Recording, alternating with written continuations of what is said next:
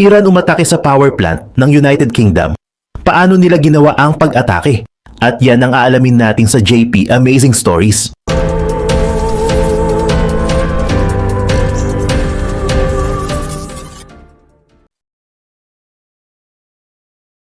Nagsimula ang malaking balita sa United Kingdom. Ayon sa ulat, isang British power facility ang naging target umano ng hackers na konektado sa IRGC ng Iran. Hindi raw ito simpleng attempt lamang na mabilis na napigilan. Sinabi ng host na nagawang i-disable ng attackers ang facility sa loob ng humigit kumulang 4 na araw. Sa panahong iyon, nagtulungan umano ang staff ng facility at ang British Cybersecurity Authorities upang maibalik ang operasyon.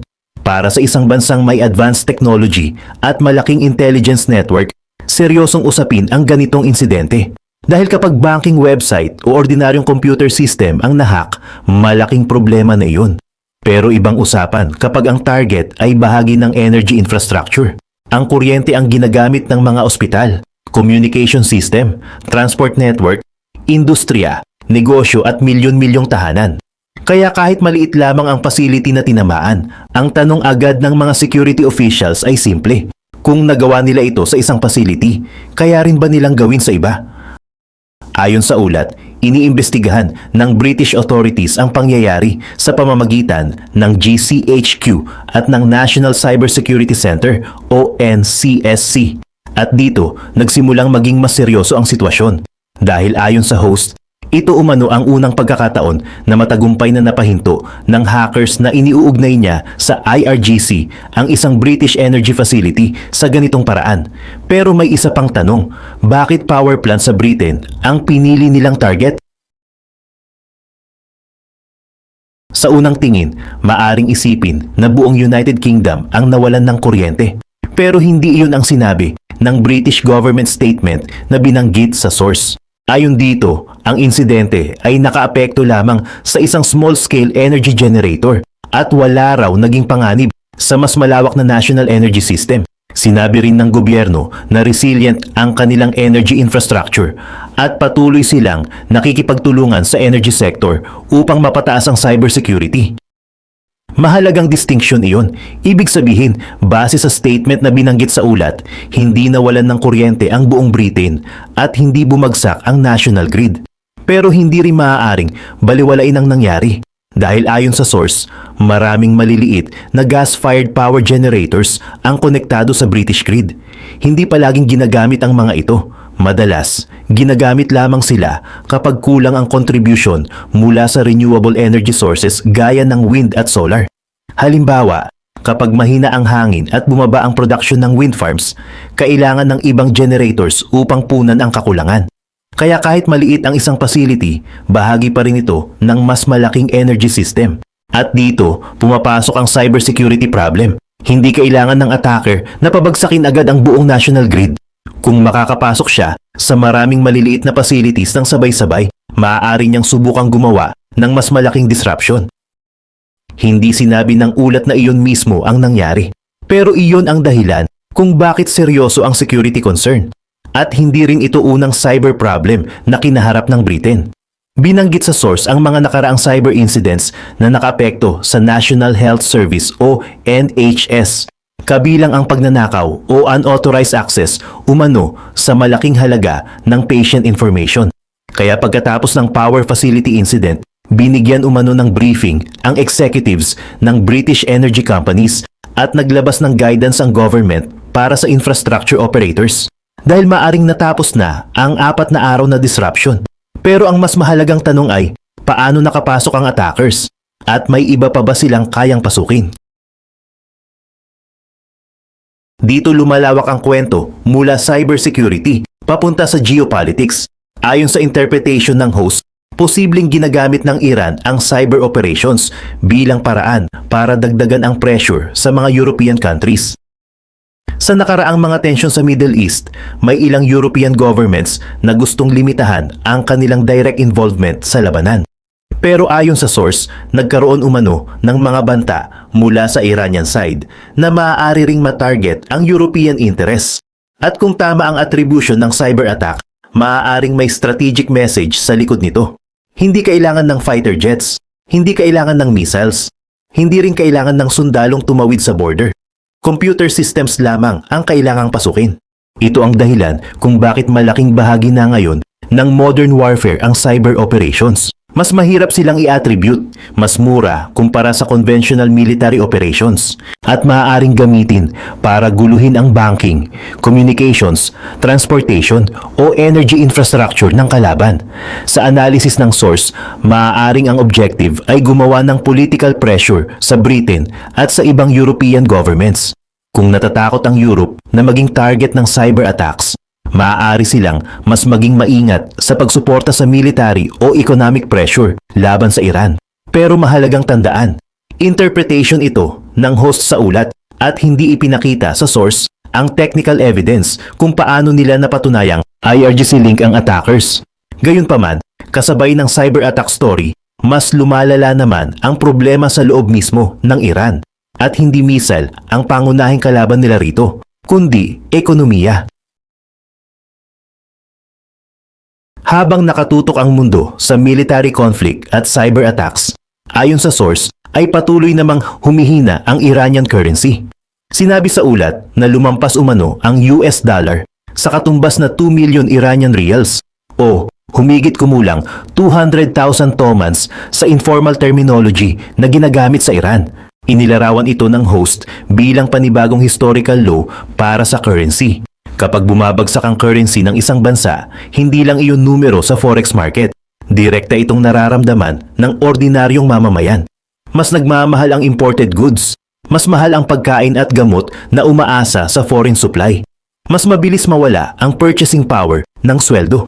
At kung hindi tumataas ang sahod kasabay ng inflation, mas kaunting produkto ang nabibili ng parehong halaga ng pera. Dito nagsisimula ang social pressure.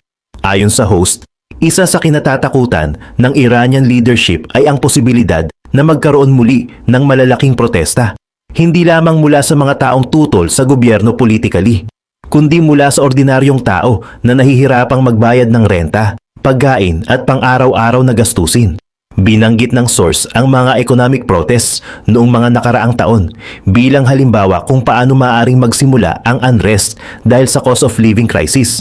At iyon ang malaking problema para sa anumang gobyerno dahil maaaring kontrolin ang military threat gamit ang missiles at air defense systems, pero mas mahirap kontrolin ang milyon-milyong mamamayang nawawalan ng tiwala dahil hindi na nila kayang buhayin ang kanilang pamilya. At habang nangyayari ito, may paparating pang panibagong economic pressure mula sa United States. Sa ulat, binigyang diin ng PEDS ang August 24, 2026. Ito umano ang araw na inaasahang magsisimula ang panibagong malawak na economic measures laban sa Iran. Tinawag ito sa source na Economic D-Day.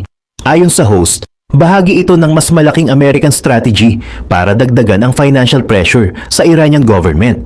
Ang interesting dito ay ang magkakaibang reaksyon sa loob mismo ng Iranian political system.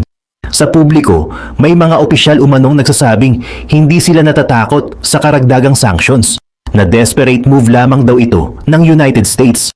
Nakakayanin ng Iran ang pressure. Pero ayon sa ulat, may ibang bahagi naman ng government na mas concerned sa magiging epekto nito sa ekonomiya. Binanggit pa ng host ang apo ng founder ng Islamic Republic na umano'y nagsalita tungkol sa epekto ng American military at economic pressure. Ayon sa source, inamin umano nito na malaki ang pinsalang nagagawa ng blockade, sanctions at military operations sa Iranian economy. Kung tama ang portrayal na ito, makikita ang isang malaking internal contradiction. Sa public messaging, kaya namin ito. Pero sa loob ng government, hanggang kailan natin ito kakayanin? At kapag sabay-sabay ang problema, currency collapse, sanctions, military pressure at domestic frustration, mas mahirap panatilihin ang image na normal ang lahat. Kaya mahalaga sa anumang government na kontrolin ang public narrative. At ayon sa source, iyon mismo ang sinusubukan nilang gawin.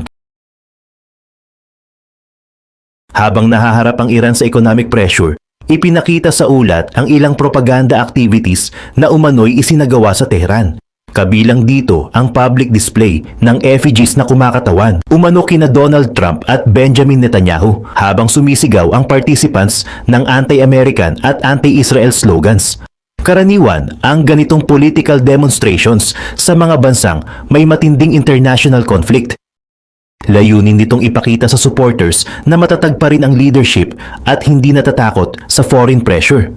Pero ayon sa source, iba raw ang atmosphere sa ilang bahagi ng Iranian cities. May mga graffiti at leaflets umanong lumalabas laban sa government. May ilang wall writings na nagpapakita ng suporta sa opposition figures at maging sa foreign leaders. Binanggit pa ng ulat ang isang graffiti sa Karaj, west of Tehran, na nakasulat sa English at nagpapahayag umano ng suporta kay Netanyahu. Mahirap malaman kung gaano kalawak ang ganitong sentiment sa buong Iran. Hindi sapat ang ilang graffiti para sabihing iyon na ang opinion ng buong population. Pero mahalaga pa rin ito sa political optics. Dahil gusto ng isang government na ipakita na united ang publiko. Kaya kahit maliit na signs ng dissent ay maaring maging embarrassing kapag kumalat online. Habang nagpapatuloy ang battle of narratives sa loob ng Iran, sa labas naman ng bansa ay bumabalik ang military operations. Muling nagpatuloy ang Israeli Defense Forces o IDF sa military strikes laban sa mga target na iniugnay nito sa Iranian-backed groups. Binanggit sa ulat ang operations sa Gaza at pagtaas ng strikes sa southern Lebanon. Sa Gaza, sinabi ng host na may Hamas commanders umanong naging target. Sa Lebanon naman, tumaas umano ang military activity laban sa targets na konektado sa Hezbollah. Kasabay nito, binanggit din ang Yemen, kung saan ayon sa source ay nahaharap din sa military pressure ang Houthi forces mula sa Saudi side. Ito ang dahilan kung bakit mahalagang maintindihan ang regional strategy ng Iran. Sa loob ng maraming taon, hindi lamang sariling military forces ang ginagamit nito bilang instrumento ng influence. May relasyon at suporta rin ito sa iba't ibang armed groups sa Middle East, kabilang sa madalas iugnay sa Tehran ang Hezbollah sa Lebanon, Hamas at Palestinian Islamic Jihad sa Palestinian territories at Houthi sa Yemen. Ang advantage ng ganitong strategy ay hindi kailangang direktang makipagdigma ang Iran sa bawat kalaban. Pero may weakness din ito. Kapag sabay-sabay na na-pressure ang mga allied groups, kailangang magdesisyon ng Tehran kung gaano karaming resources ang kaya nitong ibigay. At ayon sa analysis ng source, nagiging mas mahirap ito habang bumibigat ang American economic at naval pressure sa Iran. Kaya habang nagpapatuloy ang Israeli operations, may isa pang malaking power na nagmamasid sa nangyayari, ang China. Sa bandang huli ng ulat, lumipat ang usapan sa China. Ayon sa source, interesado ang Beijing na manatiling involved sa diplomatic negotiations tungkol sa Iran. Hindi ito surprising. Mahalaga ang Middle East sa China dahil sa energy supply at trade routes. Isa ang China sa pinakamalalaking energy consumer sa mundo. Kaya anumang malaking disruption sa oil supply ng Middle East ay maaaring magkaroon ng direct effect sa Chinese economy. Hindi lamang oil ang concern ng Beijing, may strategic access din. Kapag mas lumalakas ang American at allied military presence sa Middle East, maaaring lumiit ang political at economic space ng China sa rehiyon. Kasabay nito, binanggit din sa ulat ang tensions sa pagitan ng Israel at Turkey. Ayon sa source, bahagyang humupa ang tensyon, pero maaari itong tumaas muli depende sa development sa Syria at sa paggalaw ng sandata sa rehiyon. Ipinapakita nito kung gaano kakomplikado ang Middle East conflict. Hindi ito simpleng Iran laban sa Israel o Iran laban sa Amerika. Nandyan ang Saudi Arabia, Turkey, China, Lebanon, Yemen, Syria, Gaza, at maraming armed groups na may sarili ring objectives. Kaya kahit isang maliit na incident ay maaaring magkaroon ng epekto sa mas malaking regional balance. Habang nakatutok ang international community sa diplomacy at sanctions, tahimik namang may ginagawa ang Iran sa ilalim ng lupa. Literal na ilalim ng lupa.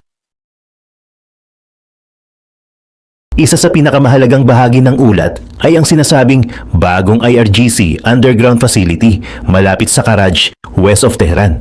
Ang pagtatayo ng bagong facility ay maaaring hindi sign ng strength. Maaari rin daw itong indikasyon na napilitan ang IRGC na gumawa ng replacement infrastructure matapos masira o mawalan sila ng access sa ibang facilities. Hindi ipinakita sa ulat ang full intelligence assessment tungkol sa eksaktong purpose ng underground complex. maaaring military storage, command facility, missile infrastructure, o ibang purpose. Ang malinaw lamang sa source ay ito. Patuloy ang construction, patuloy ang surveillance, at parehong naghahanda ang magkabilang panig para sa posibilidad na muling lumaki ang military conflict.